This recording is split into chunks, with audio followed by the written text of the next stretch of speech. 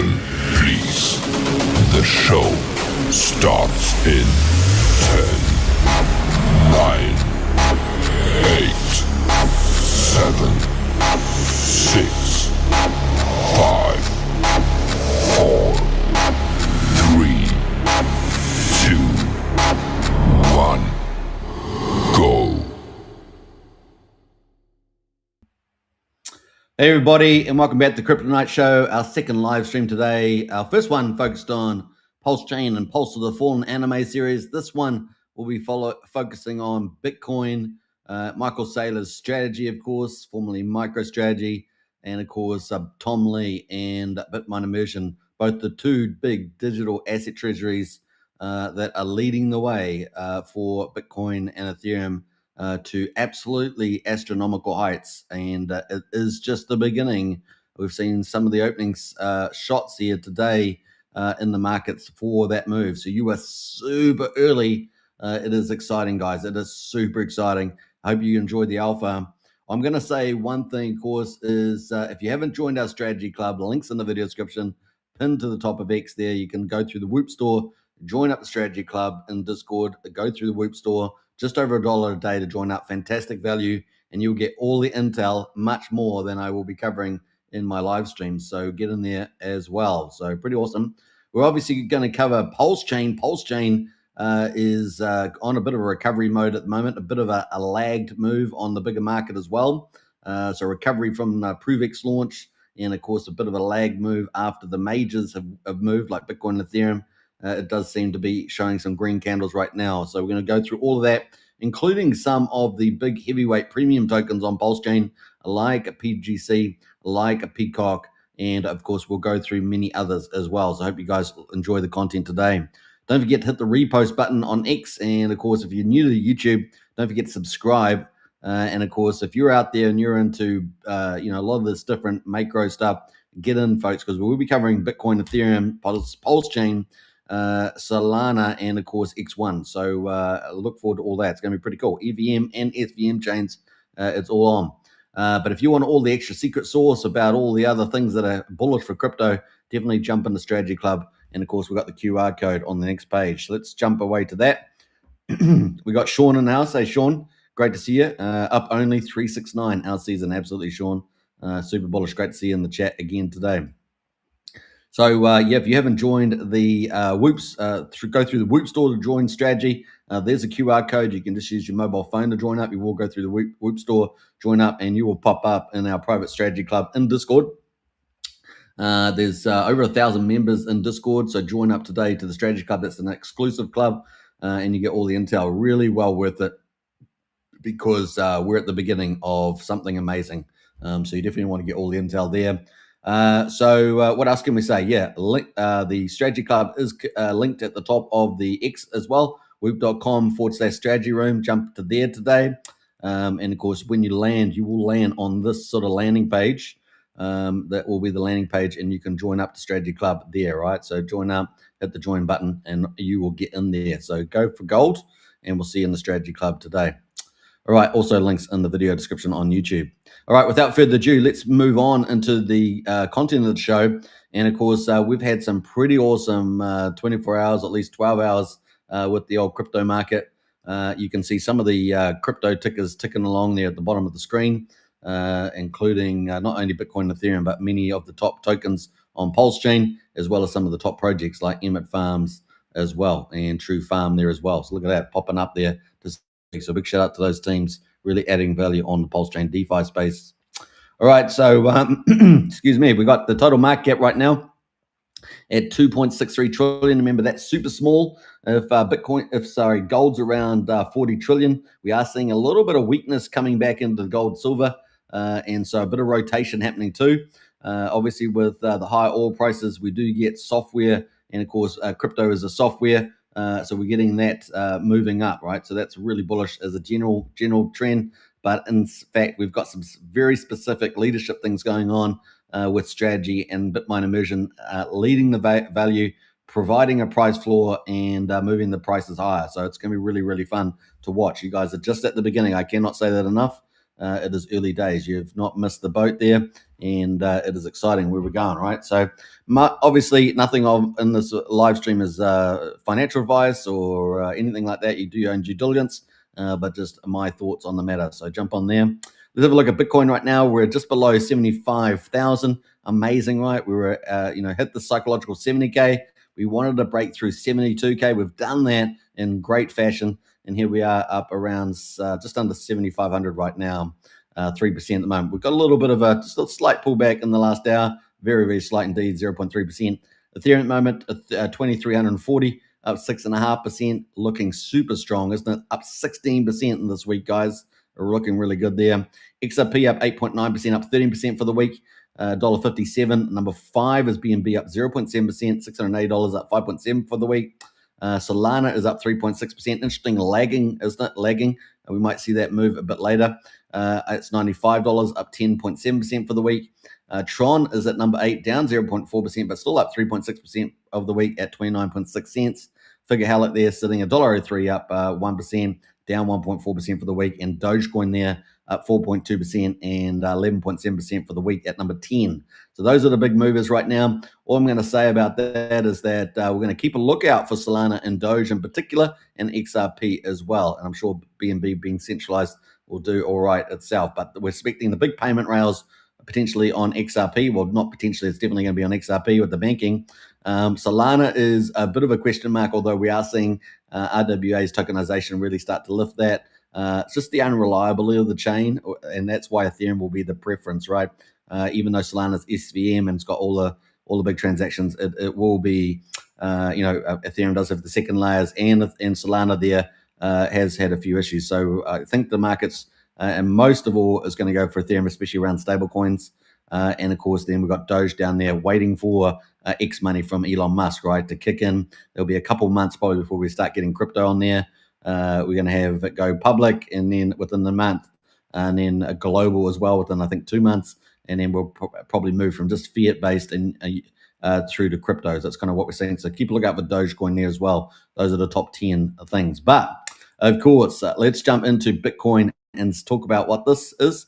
So obviously, when we had a lot of risk off there, gold was still rallying, continuing the rally. That was just the traditional store of value. Digital money had really been shunned a little bit, even though strategy was still buying up, in the last 2 weeks.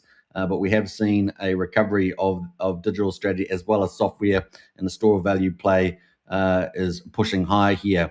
But actually, let's be a bit more specific. We got Michael Saylor there targeting the TradeFi a private sector market for private credit. We're talking about private credit, money market, bond markets, those sort of things with their stretch product, which we're going to talk about in a minute. And they are basically vampiring that whole market. I mean, we're talking hundreds and hundreds of trillions of dollars, and that's just begun, guys. And so we're going to talk about the numbers at the moment, and I'm expecting that to scale up from 2 weeks ago to into the future. That's going to scale up big time. So we're here at such a wonderful time, and I think we've just seen the opening market moves in the last 24 hours in particular, but also we've just broken through a bit of a range here for Bitcoin. So here on Coinbase, we've got the low of Bitcoin, local low here was $60,000. We are moving up here, and we've just broken through this range, right? So particularly broken through 70K. 72 was a very key mark that we broke through that, and now we're also over the 50-day moving average at 72,900, and we're now here at 74,000 with a peak today, guys, of 76K. I mean, come on, that is fantastic. That's fantastic. Yeah. So we have got a nice costy on the 50-day. Obviously, we've got a turning around. It looks at the moment we need a bit more push to the upside, but I think we're going to get that, right? I think we're going to get that. And particularly tomorrow when we get the stretch product, I think opening up for a new capital coming in. And here we are pushing higher. So we'll probably head up, and that's going to head towards the golden cross, guys. Remember that? We had a death cross all the way here November last year. Remember we had the liquidation event in the markets on the 10th of October. It has taken us all that time, the 10th of October there. Look at that big red candle. And that was that, stablecoin glitch, as they would say. And here we are, 158 days later, it's pretty crazy. But we are starting to recover, right? I think we've really hit the bottom there, and we are starting to recover. It looks very incredible. We're getting structural change, institutional change. We're targeting the private credit market as amongst other things, and it has taken off. It's really taken off. And during this time, we saw a lot of institutions coming in, buying strategy, buying Bitmine immersion shares, participating in the credit market, and also the capital raising market. And it's game on, I think. Game on. Pretty awesome. We're also seeing Michael Saylor out there, which we'll talk about in a minute, doing a lot of cool conversations. We'll talk about that in a second. So this is the breakout here. We've got a very key line here. When we head up to that golden cross, guys, I think it's going to be truly glorious. So we've got a lot of re-rating going on here. And this is when we're going to start to, over time in the future, start to head towards that 150 to 400K. I mean, we're probably in that zone, right? 150 to 400K mark, and probably to the upside as we go. So keep a lookout, guys. It is on. The game is on, in my view. Now, you guys can have a contrarian view, fine. But you go do your research, and if you've done a research, that's your view, great. But actually, I'm going to show you that actually it's game on. It's game on. So here we are at 74,400. Here we're just starting to take off. It really is the beginning. This is where the magic money is made, guys. This is where the magic money is made. Obviously, crypto is very volatile, but we've got a game-changing thing happening here. I think we've got, to some degree, a transformation of the money system here, going from traditional markets into blockchain, and it's going to be huge. And of course, stablecoins will be leading the way on that, right? We've seen a real boom in stablecoins. Even last week, Circle had $2 billion issuance. It's just game on. Circle's doubled in price. It is, and we're expecting trillions, possibly $1.5 trillion by next year. Scott Bessent talks about $4 trillion by 2030. We've already got the Genius Act kicking in this July with regulations, and has to be in place by January 27. It's game on, guys. It's game on. We've obviously got the Clarity Act. We're really after that. This regulatory clarity there, and we're really after that. And so that's still the only sticking point. But man, that's just a major catalyst. But in the meantime, we've got the fundamentals are still going, and I'm going to show you how it is. We've got structural things from key players with these digital asset treasuries, but we've also got these mega themes all playing out regardless of the Clarity Act at this stage. The Clarity Act is going to open up the dam to another whole 5 levels high. I mean, it's going to be pretty crazy, guys. So this is kind of where we are right now on the old Bitcoin, looking pretty good there. So I want to talk about Michael Saylor.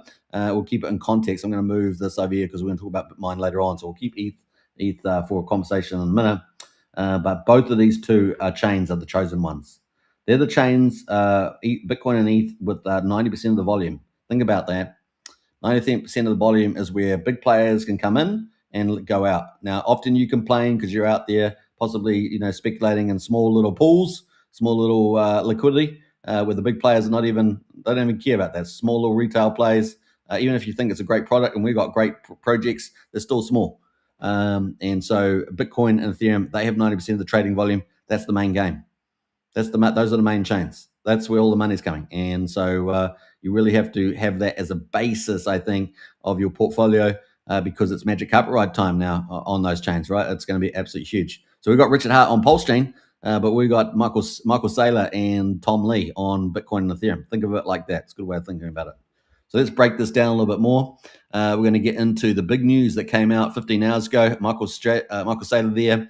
And of course, he said Strategy has acquired 22,000. Think about that.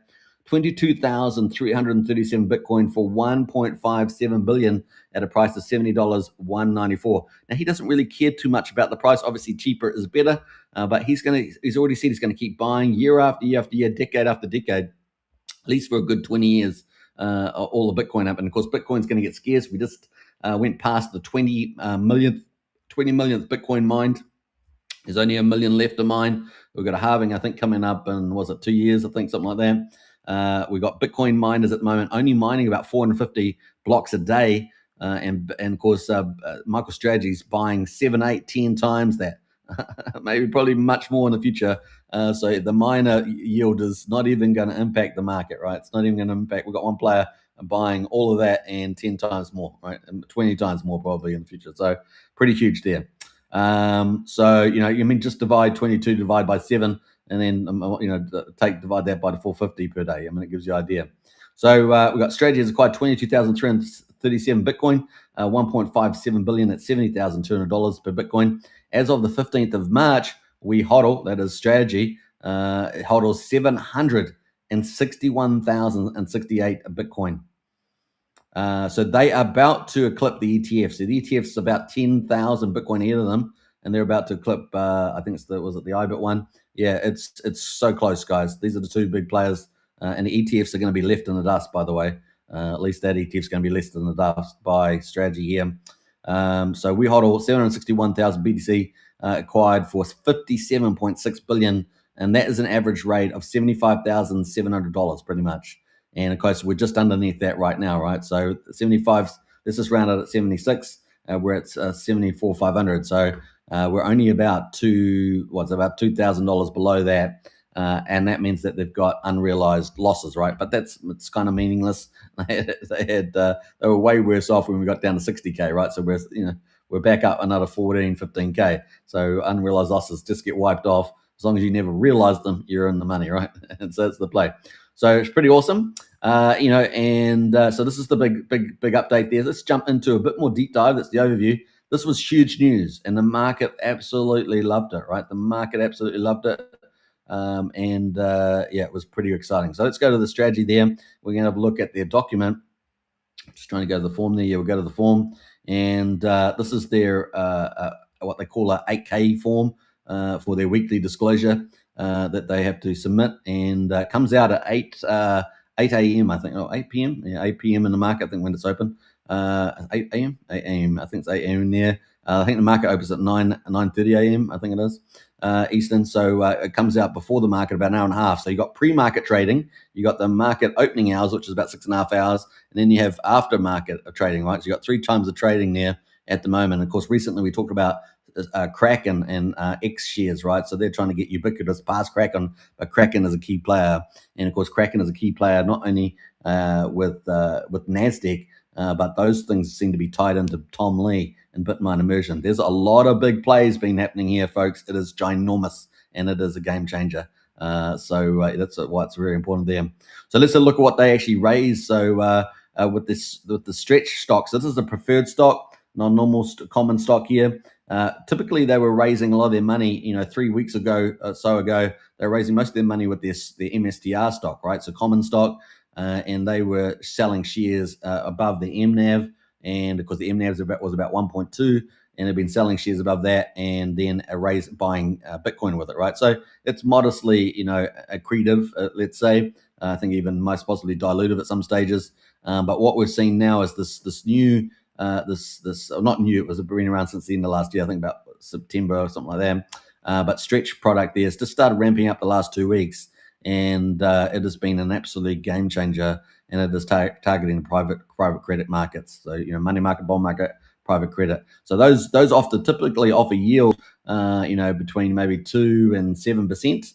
But now you've got stretch offering 11.5%. So it's going to completely cannibalize the private credit market and the traditional markets. And we're talking about hundreds of trillions of dollars. It's all going to start bleeding over to strategy. So we're only 2 weeks into it, but it just looks like it's gaining momentum from week to week, and the word's getting out, and the institutions, everybody's coming to pick up this high yield. Pretty awesome. So if you think about the yield, if you're only paying out, $1 billion a year in yield, but you're making, 1.3 billion in a week, then on capital gain, then it's a no-brainer, right? So there's some numbers out there about CARG, about your return you might earn on Bitcoin. But let's say you're doing 23% a year. Then if you're paying 11.5%, then you're well in the money on the capital gain there, right? So it's a profitable business, right? And it's going to completely cannibalize a lot of the money market, bond market yields, and of course private credit as well, which is slightly higher returns but riskier. So it's really a game changer. I just can't say that enough. So hopefully I'm communicating it well enough that you guys get the idea, but it is a pretty big deal there. So 11.8 million shares sold, $1.1 billion raised, guys. And then of course they still raised a little bit of MST common stock. And that was a 396 million, pretty modest. So that's really changed. They flipped it on their head since last week, where it was like I think about a 40-60 ratio. So they flipped that on the head, and now Stretch is now the dominant player there. What's 75% or something? Total capital raise was almost $1.6 billion, and of course, what did they do with it? They went and bought all this Bitcoin, 22,337. Remember the first week they really took off with the Stretch product. It was 18,000 Bitcoin, and MSTR was still the common way of raising capital, what they call at the market, based on a MNAV that's greater than 1, right? So it's about 1.2 or something. And so here we got the average purchase price of those was $70,194. We saw that in the release that I just talked about with Michael Saylor. And with that 22,337, and now it's 761,000 Bitcoin, which is amazing. They're heading towards 1 million. Remember, that's their initial target. They could potentially go even higher, up to 2 million if you think about it, because, network effect, you don't want to damage that. And that's typically between about 10 or 12%. But I think it's even lower on Bitcoin because, there's about 4 million Bitcoin lost, as many people say. So there's a lot less Bitcoin around. Plus the, Satoshi's wallet's got about 1 million in it. So, that's 5 million. So there's just less around, I think, relative to Ethereum. And of course, Ethereum has had, probably about 1 million inflation since it had its ERP upgrade, right? So there's a few differences there, I would say. But that's kind of where we are right now. And so the total amount they've got, 761,000. That's about 10,000 lower than the IBIT ETF. And so they're about to surpass it. Probably next week, they'll also be surpassing the ETFs, and that will be the biggest, institutional corporate holder of Bitcoin. And of course, well on its way. If you're starting to add 18,000, 22,000, and you add more next week, 25,000, 30,000, you're starting to run away right towards that 1 million. It was a huge thing. And of course, as you take supply off the market, then you are raising the potential price fall for Bitcoin, all things equal, right? And the momentum's huge. It also is leadership, so it's confidence. It's driving value, right? So people say, "Oh, private sector's moving trillions of dollars into Bitcoin. Holy crap, we all got to get in, right? We all got to get in." So this is how magnificent this is, as Saylor is, vampiring the credit markets from TradeFi, and it's just that yield differential. Now the thing with Stretch, it's a preferred stock, so they can actually change the yield if it's under $100 par. So they can, obviously that will get discounted after it goes through its a claim phase. We just went through that on the 15th. I think on the 14th it ended 15th, and so that will go through again for the next month. But they also have other products that work every 2 weeks, so it's a different thing, SATA. But just focusing on the Stretch, it is a big deal. So watch this thing build, guys. It's like a snowball that's actually about to get mega huge. So massive stuff there. Now, if you guys are loving this content, don't forget to join Strategy Club if you want all the alpha when it comes in. A lot more than what I'm talking about on live stream. Then get in. But the QR code just below me on the video there, just over $1 a day to join up. So super cheap, great value. And of course, also links in the video description and pinned to the top of X there. So join up today. All right, so that is pretty much that on that. So that is some of the highlights there from Michael Saylor. This guy is doing something this is mind-boggling. You think about it. Tapping into that private sector market, funding, taking all that bond, that low-risk capital, and offering them high yield forever. I mean, imagine your retirement, guys. You got retirement, and you're sitting here earning 11.5%, and they can move it around from time to time, but you're basically earning this high yield. You're laughing yourself silly, man. Why earn 2% in the bank with your retirement when you can earn 11.5% and live like a king? Right? Live like a king. All right, so that's kind of some of the ideas there. It's lots of things happening there. We're also seeing third and fourth layers on a build on top of this, right? So entities coming in with exchange traded funds on top, ETPs on it, right? Exchange traded products on top of that, which are going to, you're kind of losing your custodial a little bit, but you're getting that yield. As long as they're regulated and trusted, you should be fine in most cases. So you got all that sort of stuff going on as well. And that's just beginning. It's just beginning, guys. And what that does is it opens up ease of use to access these products as well for the retail book, not just the big money, institutional, Wall Street, etc. And so you can see it's just going to run away, guys. It's going to run away. Bitcoin is going to be the ultimate store of value in the world. It's fixed, remember? And of course, the US dollar is debasing, right? So you've got all these other things going on in the background. All right, so let's scroll moving forward past that. So just zooming down into the Stretch preferred stock itself, we saw the estimate here was 1.1 billion, pretty close. 15,247 estimated acquired Bitcoin. That was this week. Of course, we're looking forward to the opening, which I believe would be tomorrow.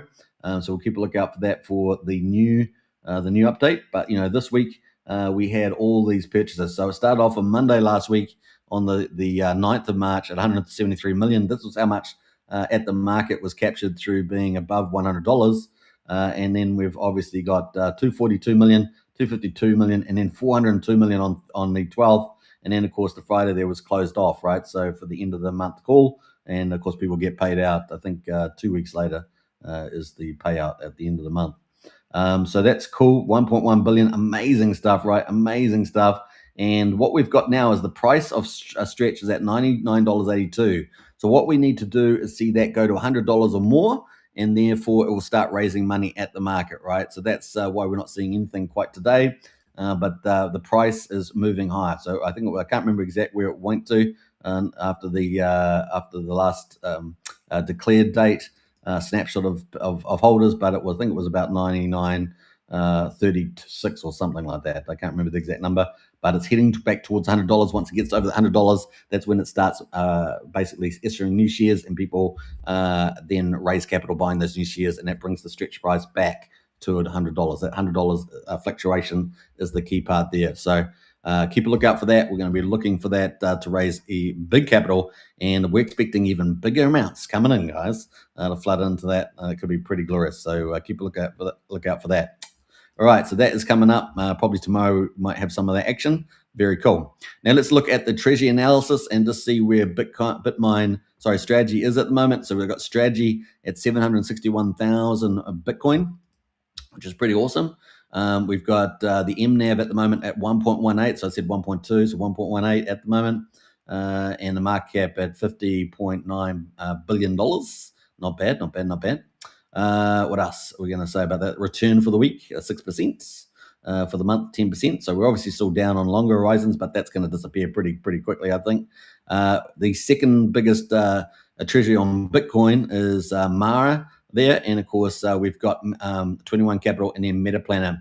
Now Metaplanet is is based in Florida, but for the Japanese market, we're expecting a similar product there. With announcements this week on that they're going to do a similar product to Stretch, and so we're going to have two big little private sector funding products start funding the purchase of Bitcoin, this time for Metaplanet there. So that was big news over the last week as well. So fun times, guys.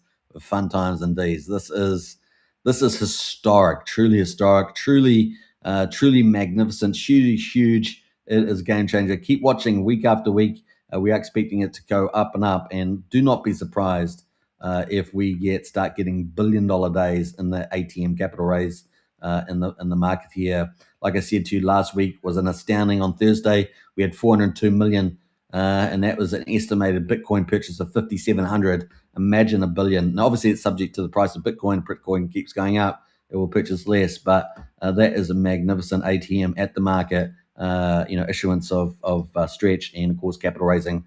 So they get the nice yield of 11.5%. They give you your money, and you go and buy Bitcoin with it. And that Bitcoin, of course, will go into the treasury, and of course the common stock MSTR holds that. So that's kind of the base idea there. Exciting times, right? Exciting times. Watch this Bitcoin chart. It is going to be a lot of fun moving forward. Not only recently, but the future is looking mega bright. So you're at the beginning of takeoff time. Very cool. So let's jump over to that is the Bitcoin stuff leading the way. But the other thing that we've got is we've got double whammy. We've got double whammy.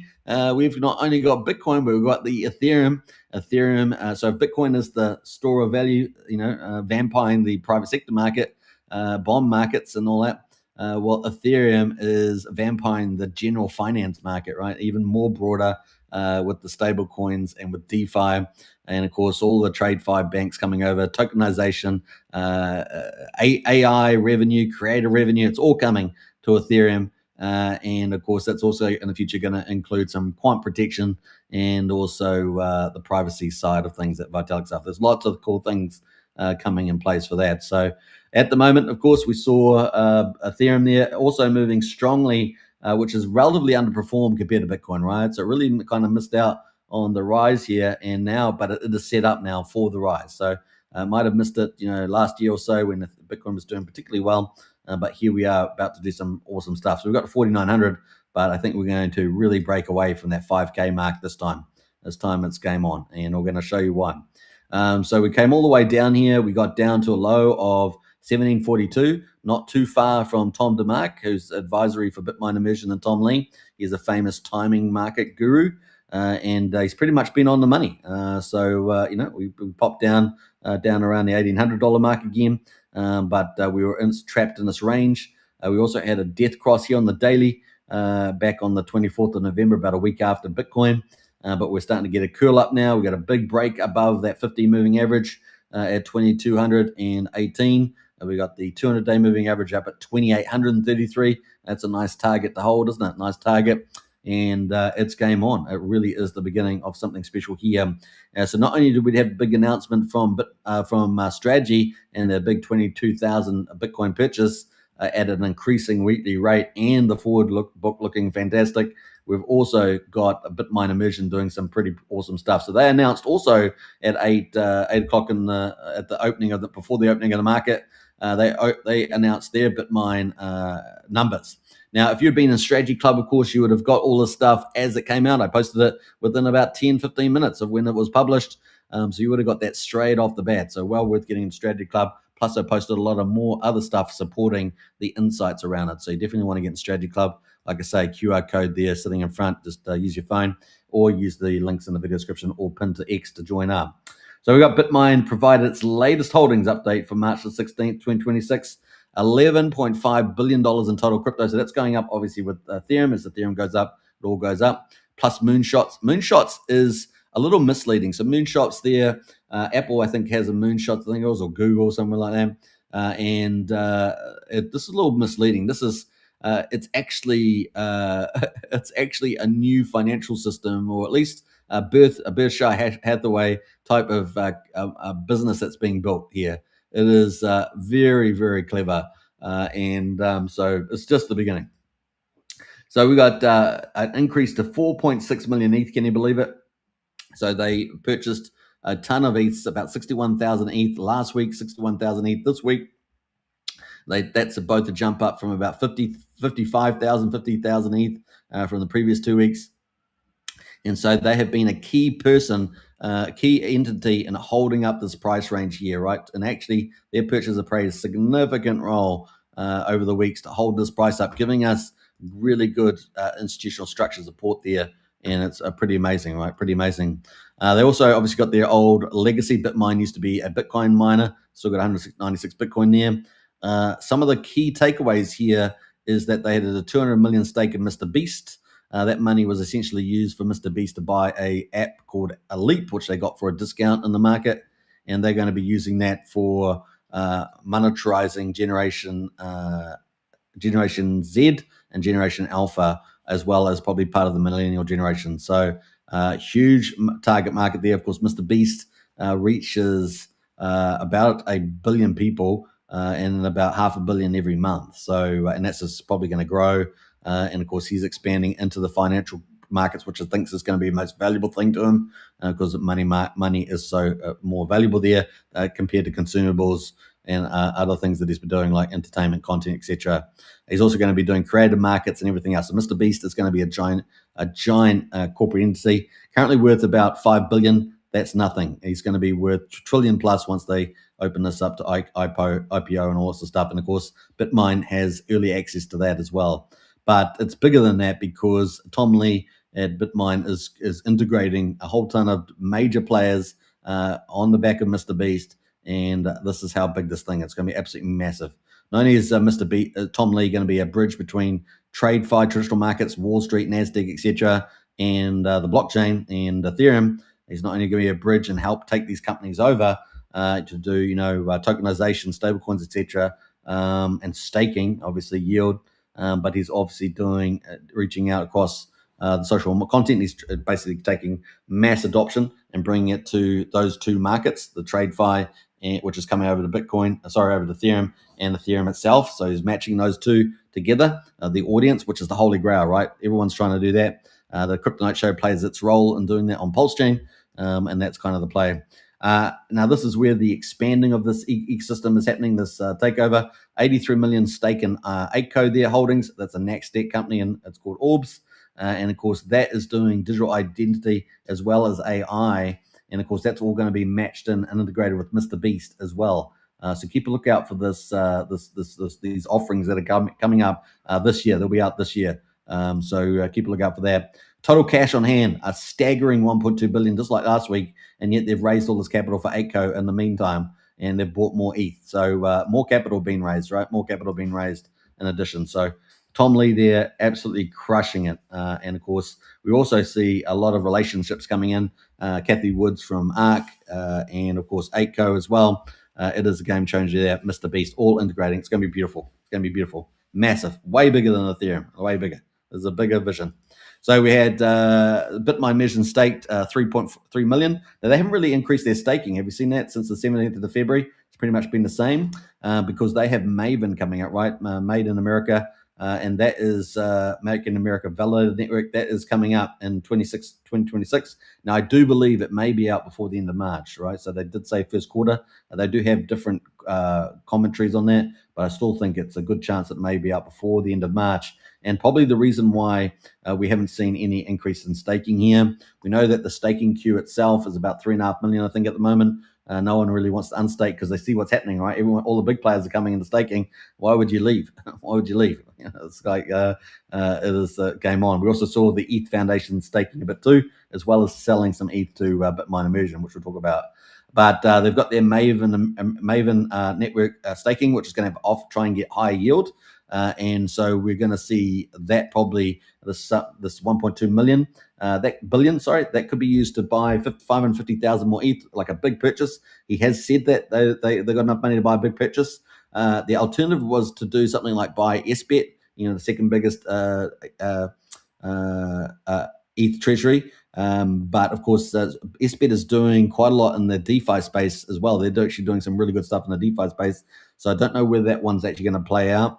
And maybe he still does OTC and buy off the market, things like that. He has been doing a lot of deals to get a lot of the ETH. And he's been working with 3 exchanges, particularly Kraken Exchange. And of course, Kraken is tied into NASDAQ, as we saw recently with the X stocks. Kraken is also tied into Bitmine Immersion, and of course, LinkedIn probably to Mr. Beast. So it's all coming together, these key players. And of course, Tom Lee's right in the middle of it, right in the middle of it. And so, yeah, we got made. So they're basically what they're building. They're building something spectacular. And this is the beginning of it, right? So pretty exciting stuff. So just let's look at the income that they're going to be earning as well. Just as the 5% put, as Tom Lee would call it. They at the moment with 4.6 million ETH, if they're fully staked, their income would be $272 million a year at the current price of ETH. Well, at least the price it was then. The price has gone up since they did this chart. And so, about 180 million or so at the current staking, 3 million ETH. But once they get to their target of 6 million ETH, which is 5%, they will be at 358 million at the current price when they did this chart. Obviously, the price of ETH has already gone up. But this is ETH at 2,200 or 2,100, right?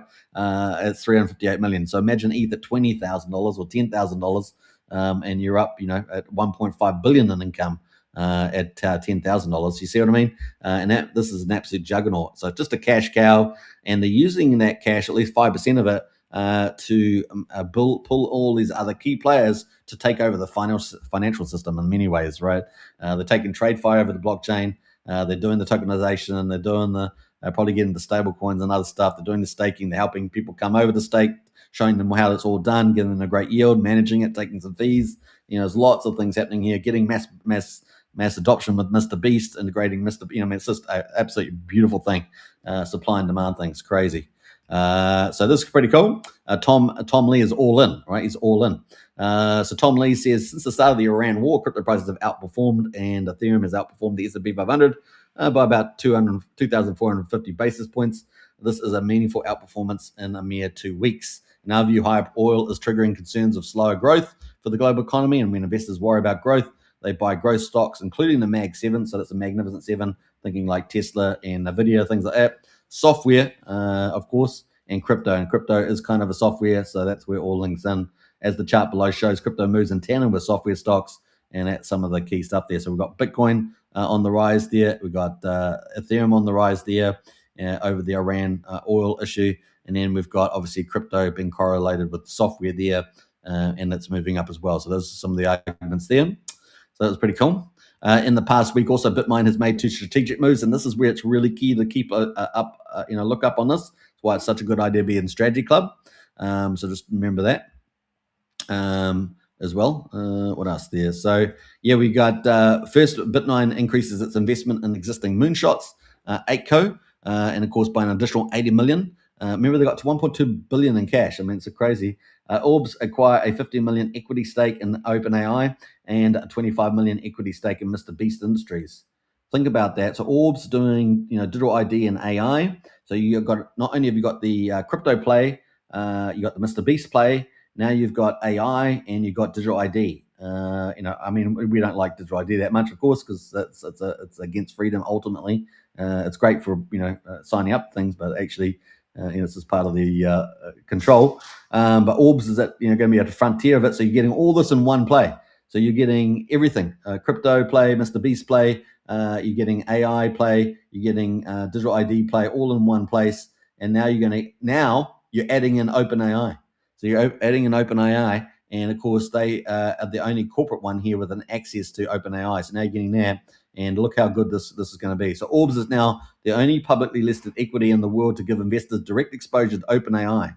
So pretty awesome there. OpenAI has a much anticipated IPO in 2026. Remember that because a lot of the stuff is going to land in 26, right? Not just 27, but 26 with Mr. Beast and his app and everything else.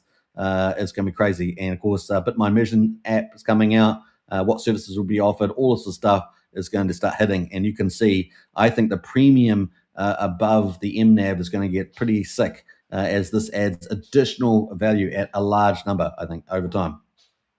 So OpenAI is a much anticipated IPO in 2026.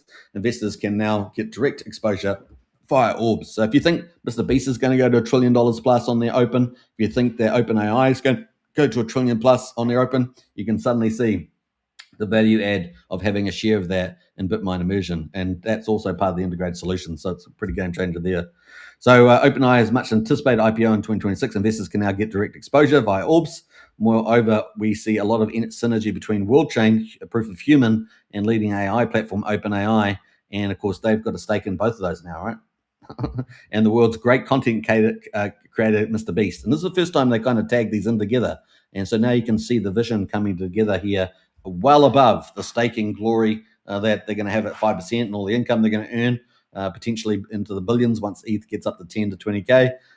This is all above this, all beyond that. And it's a takeover of the market with Mr. Beast, getting everybody, all those people in Generation Z and Alpha and all that to buy it, and also proof of human and AI. So there's, in terms of financial gain, there's a lot of huge upside here. Obviously, there's always going to be questions about control, but we're going to have to face that in the future anyway, right? Because we're going to have potentially satellites everywhere, AI everywhere, humanoid robots everywhere. Who controls those, right? We know that humans are pretty bad. They like to take over, and you're going to have lasers and all sorts of things. I mean, it's going to be pretty. It's going to be great, but it's also going to be a nightmare. It's going to be one of those two. We've got ALGO is bringing Kathy Wood's ARK. So we've got ARK's investments coming in here on a strategic advisory, further increasing the appeals of Orb. So we're getting this tight group here of some key players. So think about it. We've got Mr. Beast, we've got Bitmine Immersion, we've got ARK Investments, we've got NASDAQ, we've got Kraken. All these players are coming together, guys, creating something of a takeover of the financial system because they see everything coming from TradeFi, right? We've got a Bitmine, we've got strategy from Michael Saylor, vampiring the private credit market, that hundreds of trillions of bond, money market, etc. And now we've got Tom Lee here vampiring the US dollar and the stable coins, the tokenization of stocks and financial services. And now actually not only taking those over to a new system of the blockchain, but also mass adopting it, getting mass adoption as well as institutional adoption through to Mr. Beast. And of course, he's got 1/3 of the people online following him, right? And he's probably only just going to get better, bigger and bigger. So you can see the vision's getting really massive. Second, Bitmine acquired 5,000 ETH from Ethereum Foundation. So they're also working with the Ethereum Foundation there, enabling Ethereum Foundation to fund its core operations. So without dumping on the market. So, obviously get a lot of criticism. We see Vitalik and other people do that. Bitmine acquired the ETH to demonstrate our support for the goals and operations of Ethereum Foundation, and enabled Ethereum Foundation to raise capital without having to sell its ETH in the open market. And of course, we also saw the Ethereum Foundation do some staking as well. So they're trying to do their best, fund themselves while also fund the future, I guess. So that was pretty cool. We also have the weekly buys there. Like I say, on the 8th of March, it was 61,000. Once again, on the 15th of March, it was 15th. And of course, Tom Lee has indicated that there could be a big buy. And of course, the timing of the market he thought would be the bottom was the 14th. We're now on the 16th of March, US time. And so I think we could possibly get a big buy this week, guys. It could possibly happen. We may see even more glory in this chart. Obviously, we're getting a bit of profit taking after that rise right now. When it rose to, get up to 2,386, we're now down at 2,300. But actually, is that big buy coming out in this week? Is that what they're going to do? Assuming they don't, try and buy some other treasury off the market. And obviously, are they going to try and continue to buy other people's Ethereum, or are they going to, buy a decent amount off the market? And of course, they've got 3 exchanges, entities that they do that with. So that's kind of the play. And also, we've got Bitmine Immersion coming out, possibly Maven staking coming out, their awesome product, which is also going to serve other customers, not just on Ethereum, but Solana and other chains. And of course, will they be putting all the rest of their ETH in there, plus buying more ETH to put in there, as well as the third-party stuff? That's all big short-term announcements. They could be hyper bullish as well. It's going to be a pretty crazy time in the future. So the weeks in the future are going to be crazy with all the buying, with all the announcements with Maven. And in the medium term, we've got all these big heavyweight things coming together in 2026. It's going to be absolutely glorious. So it's Ethereum Plus, right? Ethereum Plus. So that's kind of the play right now. BMNR currently reigns as the largest ETH treasury and largest holder of ETH in the world. Second largest crypto treasury, only behind MicroStrategy's MSTR. They are the 2 heavyweights, guys. There would probably be another half a dozen players, both on Bitcoin and Ethereum, that are of significance, like SBET, for example, like Mara, like Planet. But these are the 2 heavyweights. These are the 2 leaders. These are the 2 that will likely have a big MNAV premium, and of course are going well and beyond that, right? So it's going to be pretty exciting to see all that play out. We've got a couple of people in the chat before we continue on. We've got Eros in the house there. Good to see Eros. Welcome. We've got Get Hex in the house, as always. A pleasure. 2 bananas there. Yeah, eating some bananas there. Pretty cool. So that is some of the BMNR there, but we've got more, guys. We've got more.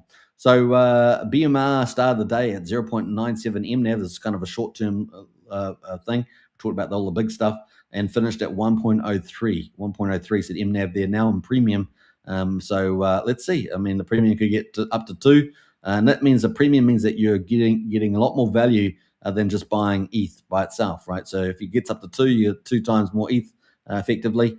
So it's a leverage play, right? But as I said, these guys are doing a much bigger thing than being the number 1 treasury. These guys are actually leading creating a new, what we'd call it, a new financial enterprise, as it were, to take over the new monetary system as it migrates from TradeFi into the blockchain. And they basically saw that opportunity, and Tom Lee is going with it, right? He's been around crypto for a long time, as well as being well connected as one of the leaders in the TradeFi markets on Wall Street, etc., and arguably maybe the best number 1 retail strategist in the world, right, for TradeFi in particular.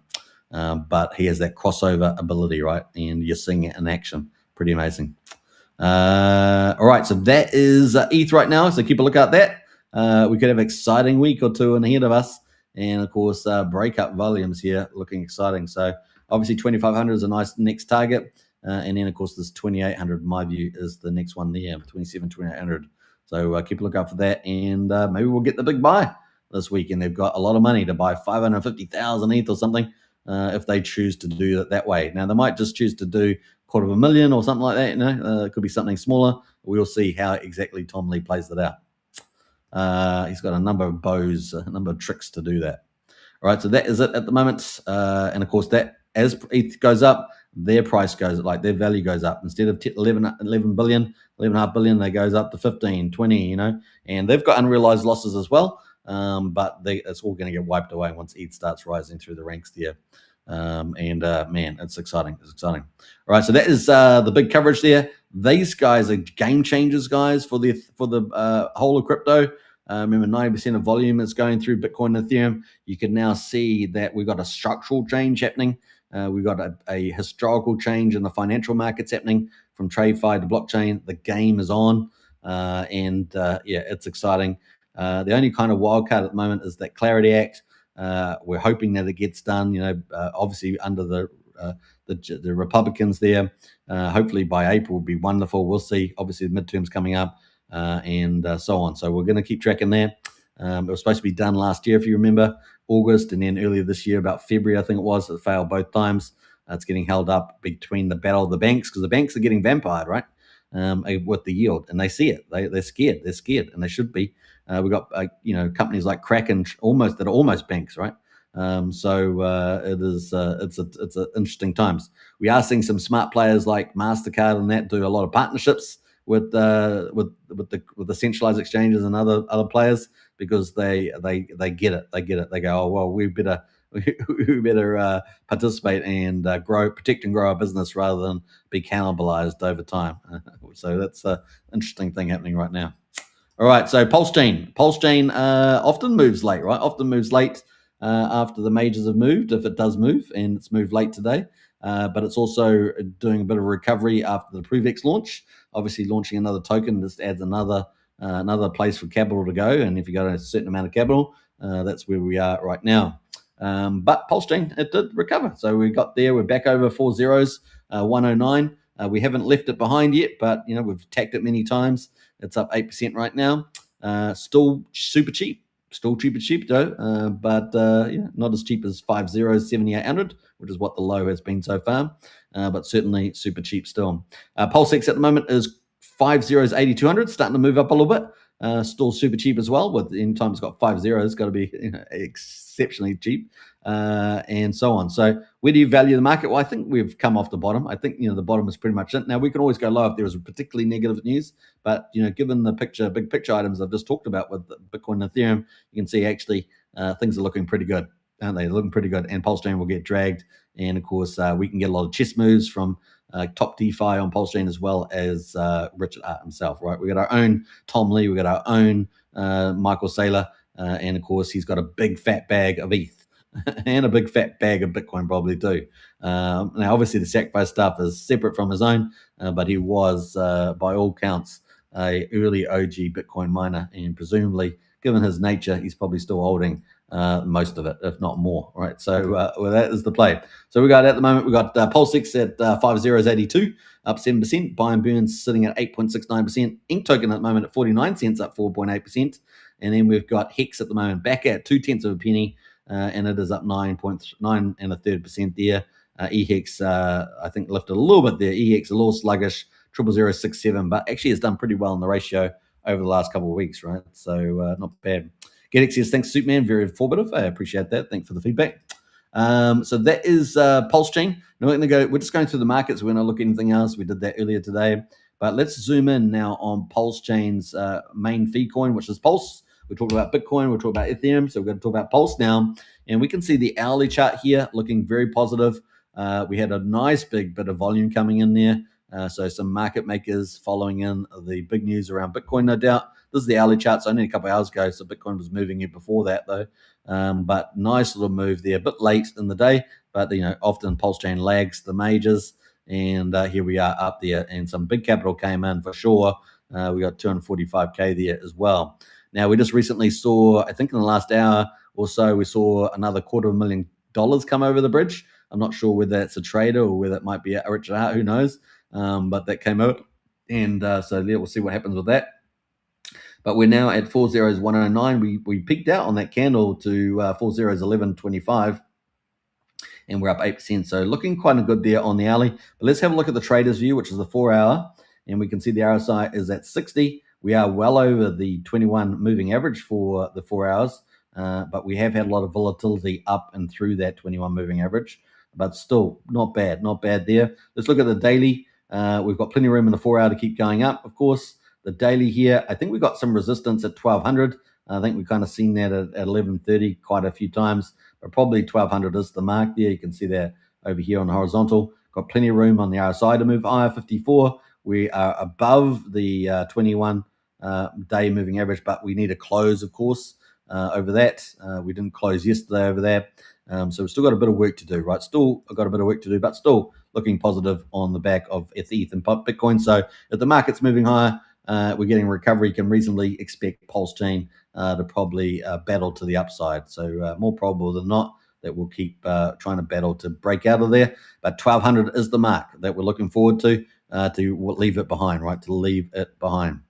What is this about? We're talking about Pulsechain, which is a full system stake fork of Ethereum, and it was founded by Richard Hart. So there we go. So that is Pulsechain right now. Looking at the weekly, a bit broader view, we can see the RSI coming off the bottom. So very, very optimistic here, given the climate we're in right now, 35, and we're starting to move up here. But 1200 is the mark. And then after that, we've got a zone of 1430 and the target there being 1600, right? So that's kind of the next range we'd expect to. If we get over 1600, game on, guys. Then we're on the rise, and the next one would be 2200. We'll be watching that. That could definitely play out easily with the amount of room we got in the RSI and with enough good news, etc. moving forward.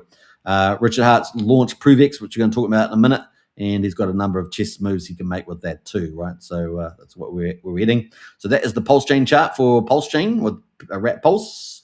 We're going to go to Hex as well. I want to look at Hex a little bit. Hex, of course, is one of the top 4 or 5 coins from the last bull market in 2025. It did a 10,000x, and this is the Pulsechain version, a copy of it, based on the 10th of May 2023, and of course launched on Pulsechain when Pulsechain launched on the 30th of May, 3 days later. And here we are, 0.2 of a penny. We did have a nice little power up in the last couple of hours. We powered all the way up to almost 1/100th of a penny. We're currently just at 0.2 of a penny right now, but we're over that. But let's have a look at the trading view of 4 hours. We've got plenty of room to move to the upside, 55, even more than the Pulse, of course, and everything else other than Pulse is a leverage on Pulse, arguably if it has Pulse peers. And here we are. We have moved over on the 4 hour over the 21 moving average. But once again, we've had a lot of volatility over this 21 moving average, so it's not been a confirmation, but that's the trader's view. And so we're going to look to try and confirm ourselves over here. The daily, however, gives a better sense of this. Obviously, we were powered back over the 21-day moving average. We've got everything, I think, to the upside. More likely than not, will go up. And we want a nice close over this 21 to set that. And, of course, we want to break a new level, right? So we want to break pretty much 2,200 on this as well. So we want to break that mark. So we want to get over 2,200th of a penny and move to the upside, right? The upside would be to try and from 2,200 is to try and tackle probably 2,500.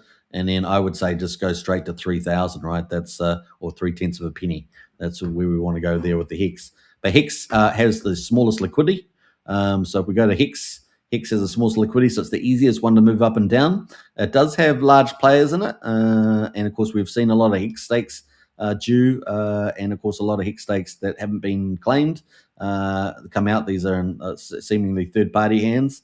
And then today we had the OA with its big Hex come out, and of course that was restaked. Billions of Hex there restaked. I think it was 3.3 if I remember rightly. So that was restaked, and therefore that lowers inflation and also lowers the market cap, right? So it gives up a chance to move the price higher there while having less inflation coming out. And that's been staked for a year. So good on your OA for that. I'm just going to double check the numbers on that. Make sure that I'm accurate about that, but I think that was the case. So the OA there coming out, was it the 17th? Yeah, 16th. Yeah, I think that's come out. Yeah, I'm pretty sure that was the OA count. Yeah, the Hex OA, yeah, 3.325 billion Hex. So that has been a restaked there for about a year, I think, and that's what it's done. So another strong trust move there from the OA. All right, so that's kind of cool. And now let's go into, so it's got the smallest liquidity out of all the Richard Hart coins. You can see PulseX is about 4.7 million. Ink token there is 2.8. So Hex is the smallest. ProveX is the second smallest. And then Ink is the third smallest or biggest, depending on which way you look at it. Pulse is the fourth. And then PulseX is the biggest, 4.4 and 3/4 there in terms of liquidity. Easiest to move the smallest pools. Hex here is the easiest to move, and that's why I guess we see it move on the top trending. So we look at top trending, we can see Hex is actually moving up there relative to the other Richard Hart cores right now, right? So that is the play there. So it's also got a very large community, also got the legacy, particularly on the Ethereum side. That's the OG version of Hex. That's the one that's lagging behind because it's not on the Pulsechain, doesn't have the Pulsechain narrative directly, but it is connected and has performed pretty well ratio-wise, I think, over the last 2 months. And I know Fat Sammy's done some good commentary on eHex versus PHEX, or Hex on Ethereum versus Hex on Pulsechain. So interesting stuff there. So it does have the advantage of a big community. That's a big plus there. And of course, a lot of, I think, I saw some analysis, I think from Dipcatcher, if I remember rightly, something like a third of the Ethereum whales had actually interacted with Hex during the last bull market through to now. So, that means there's a lot of eyes, potentially big eyes on it. And of course, if Ethereum does well, they may do some rotation as well. You never know. So particularly on the Pulsechain side. So we'll keep a lookout for that. We also know that Dipcatcher's got a product called HexFlex. I think that's going to be launching. I think he's waiting for the market timing to improve. And that should also be a bullish thing for eHex, or Hex on Ethereum there. But this is PHEX that we're looking, Hex on Pulsechain, and plenty of room for this to move up as well. So keep a lookout for that. Kind of cool. All right, so that's some of that. Now, obviously, this is the latest coin that Richard Hart's launched with Prevex. Of course, this is a peer-to-peer privacy technology for trading, etc. Also to disintermediate the centralized exchanges, a true DeFi product, I guess is what you'd call it.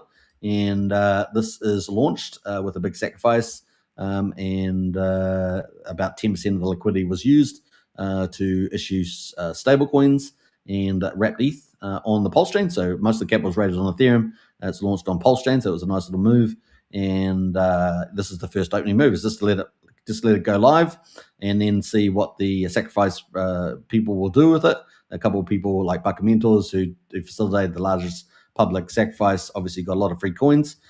He's indicating that he's going to be diamond hands from the looks of it, because he believes in what Richard Hart's going to do, and that this will be, I guess, the easiest one to get a victory and glory from, maybe lifting Pulsechain. We'll see how all that plays out, but that is the narrative.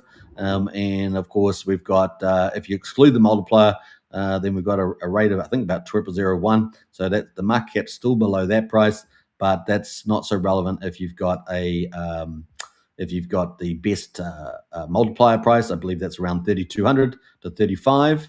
So it's down here, and that means everybody in there is in the money. In other words, they're all profitable at the moment. Arguably, if that is correct for the Bucket Mentors public sacrifice, then that's about 131% on the money there. Now, what are they waiting for? They're waiting for a 3x or 5x. The guys that wanted a 50% or 10%, are they out? That sort of stuff. It goes on. Who's out? We definitely know some players did that. We've got some red candles there, and they were happy to take their money and run, right? Take 100 grand, get 20,000 or whatever, and then you're happy, right? That's kind of the play. They're not waiting around for another 100,000 or 300,000. And so have we got rid of all those people already? And now it's starting to float up there. We did have Richard Hart do a post there. We are kind of on day 3 now, if I remember rightly. Yeah, day 3. And we got a market cap of 93.5 million. I have my range, right? These two lines here were a range between 60 and 65 mil. Sorry, the 60 and 75 mil. I thought that was kind of fair value until the technology really rolls out. It's out in beta at the moment, right? It's out in beta.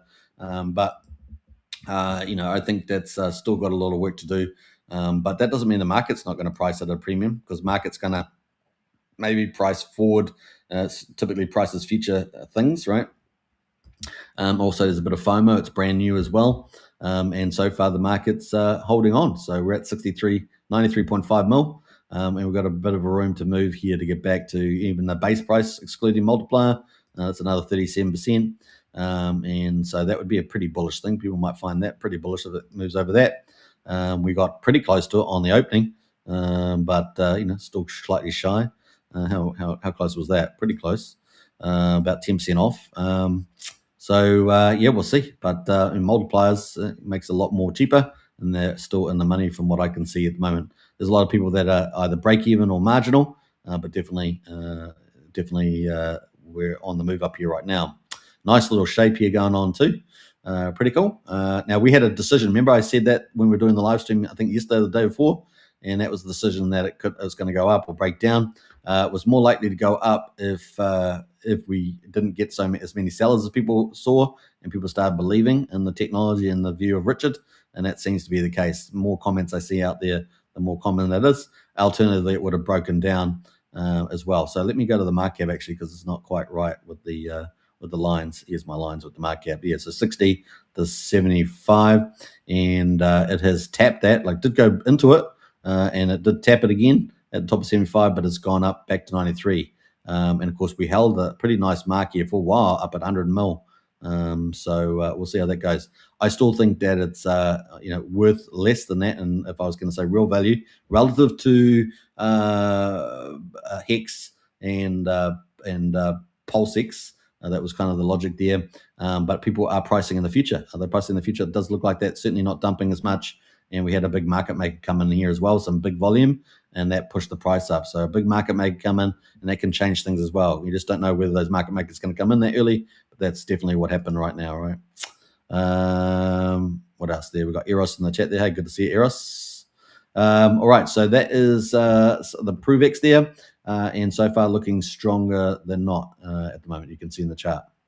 All right, so what else are we going to say about that? I think that sits up 12.73% right now. Liquidity is back to where it kind of was, around 1 million. There's the USDC pair. And let's have a quick look to see how many other pairs have popped up. That'd be pretty fun to see before we move on from PROVEX. The Richard's Heart's fifth coin, all right? Fifth coin, including EEX, which is sixth coin, I guess. So we got, let's see what else we got here. So we got PROVEX Pulse, another pair there, pop up. So it's cool. We've got PROVEX Pulsex there, PROVEX Pulse. We've got some new smaller pools. These are smaller pools popped up. PROVEX DAI. I'm trying to look for third parties. What else do? I'm just going to scroll down here a bit more. So we've got, have I got these in? So we've got PROVEX UFO now. So that's new. So we'll put that on the PROVEX bag. So it's 26K.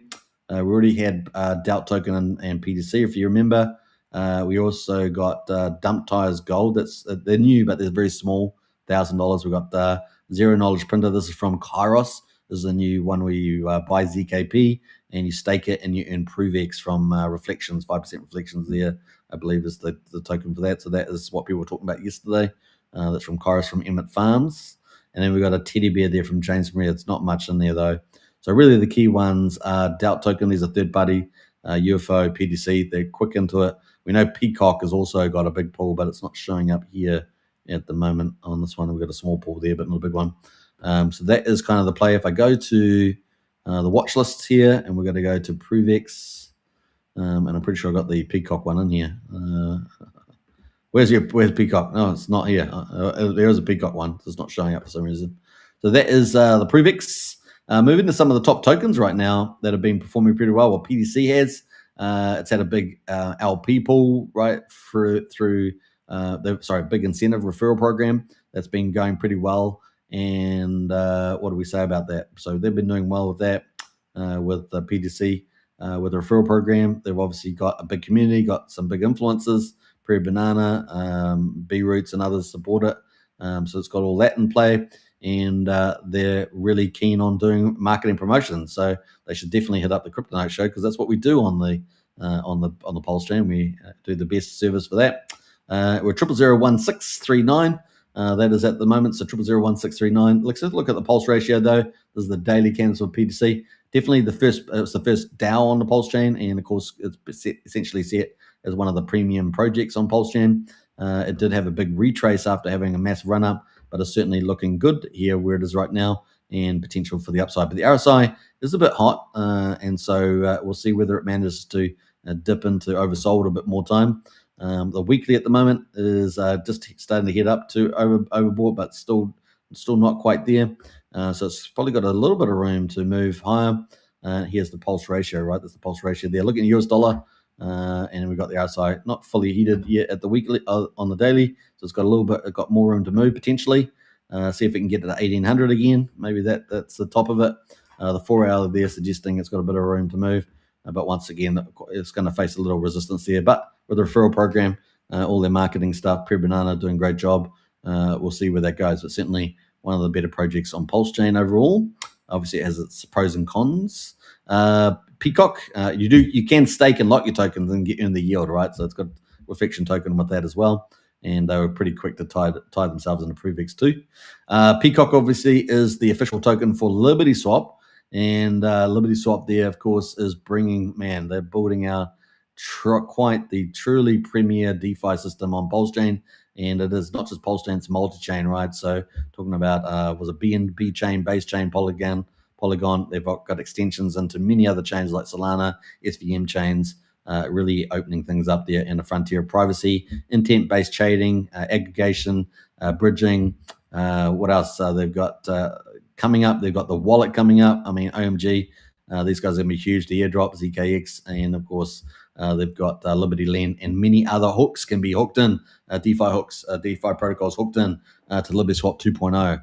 This thing is truly a juggernaut, and it's done pretty well, I think, overall. Got rotated a little bit like PTC did when ProveX launched, because it's probably where some people got their most profits in, but now it's starting to recover a little bit there as well, but still down at 1600, and also got rejected right a few times. So let's go to the 4 hourly chart here. Definitely got a little bit of recovery going on there. We're at 50 in the RSI, so plenty of room to move up here, sitting right here at the moment. Pulse ratio, of course, let's have a quick look at that.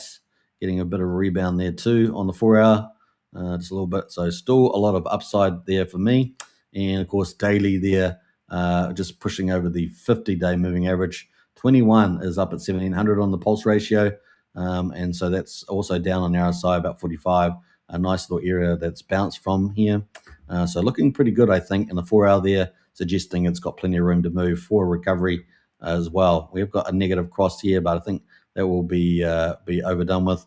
The weekly, of course, coming down here from 65, obviously had a lot of high value on it. Look at that, because it's been just delivering big stuff after big stuff, and it's not slowing down. And we're expecting that wallet come out, in April probably. So yeah, it just keeps delivering big heavyweight stuff. And then Liberty X, so Liberty Lend, I should say. So this team's going to just continue to deliver new stuff all the time. They've got some upgrades, I think, today or tomorrow. So let's look forward to that too. All right, so that's kind of the play there right now. So we'll keep a lookout for that. Yeah, it's going to be fun to watch. So those are two premier projects on Pulsechain in different categories, of course. Looking overall at the markets, let's see how we're doing for time here. We're at an hour and 12 minutes. We're going to wrap up in a couple of minutes. Eros, you've been busy in the chat there, I must say. So I'm going to quick look at some of your comments there. You're just shilling a few things there, I see. Keep up the good work there, Eros.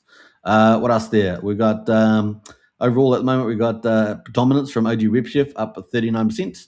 Investor there from OG WebChef as well, up over $2, up 37%. So we've got a bit of a move with the OG WebChefs there at the top two. Liquid Loans has been up there as well at 15%, probably coming off the bottom. UFO, of course, with PGC up 15% there. ProveX back in the mix, so ProveX obviously moving higher. It wasn't there earlier today, remember? ProveX had moved down, but back on the list, up 13%. PTC the Greys mixed in there as well. Pulsex, Pump Tires Die up 12% there. Gopher is the first 404 contract from Dipcatcher on the old Pulsechain. It's up 10%, only at $33. Remember how much that used to be worth? It's several thousand, wasn't it? I think it was. DevCoin there, DevC up 10%. Pulse Puppy at number 15 up 10%. Those are in the mix right now. UFO in the mix there, up 8.5% there. Pulsex, PDC, the Greys. Hex, of course, number 23, 26. We covered that. It's up 7.7%, back over 2/10 of a penny. Keep a lookout for the Hex. Might really get some move on there. Smallest liquidity, remember. The OA staking, the other stakes not impacting too much. We'll see whether there's any wild whales around still, or whether it's time for Hex to really shine. Certainly showing another little recovery there. Vouch there, up about 6.9%. Vouch there got hit by, I think, a large seller on there. Still hasn't fully recovered here. Let's go to the price. Vouch, the number one validator on Pulsechain, so really is one of our top tier protocols, arguably. And so this is getting a little bounce here. 4 zeros with 1300, market cap down at 1.2 mil. Let's go to the weekly on this though. Yeah, that's kind of where we are. Yeah, we had that bit of volume sell in there, big player.